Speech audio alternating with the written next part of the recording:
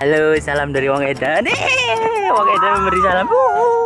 Akan membuktikan ya, apakah rumput tetangga itu lebih hijau atau hijau gimana? Nah, ini kita akan lihat. Oh, ini.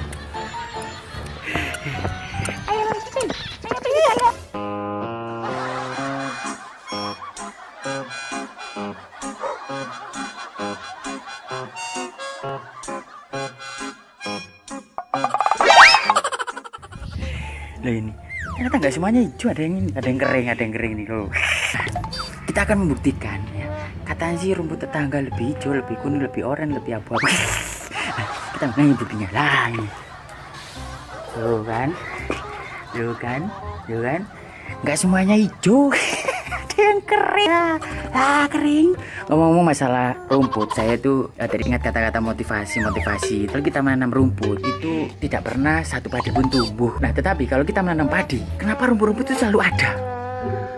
Nah, kita akan membuktikan apakah kata-katanya itu benar atau tidak gitu loh. Kalau kita misalkan tahu, oh ternyata benar, ya berarti memang itulah kunci kehidupan yang sebenarnya. Ini rumput, dan yang punya rumah ini belum ditempetin kayaknya.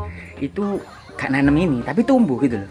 Nah, tetapi ini saya lihat tidak ada satu padi pun tumbuh. Nah, kita akan nanti cari tahu ya, apakah kalau kita menanam rumput di situ tumbuh padi, nah, yaitu rumput gajah. Kalau kita ingin berhasil, kita harus selalu menanam kebaikan. Menanam kebaikan di sini kita belajar dari inspirasi kita, yaitu rumput dan padi. Kalau kita menanam rumput, tidak diizinkan satu padi pun tumbuh. Tapi kalau kita menanam padi, diizinkan bukan satu, bahkan banyak rumput yang tumbuh. Itu alam mengajarkan kita bahwa di sekeliling kita sudah pasti banyak rumput. Maka Anda jangan heran kalau ada yang ngomongin, kamu itu apa?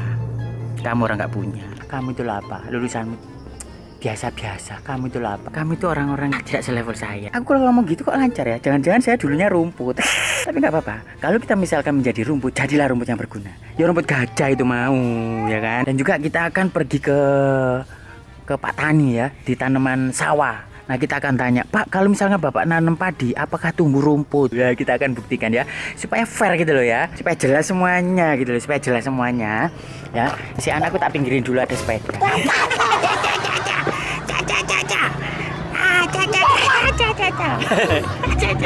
Oke, let's go.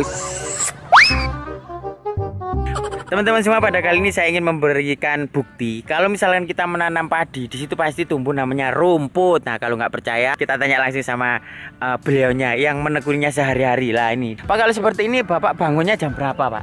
Saya jam 4. Saya pulangnya jam berapa biasanya, Pak? Jam 10. Jam 10.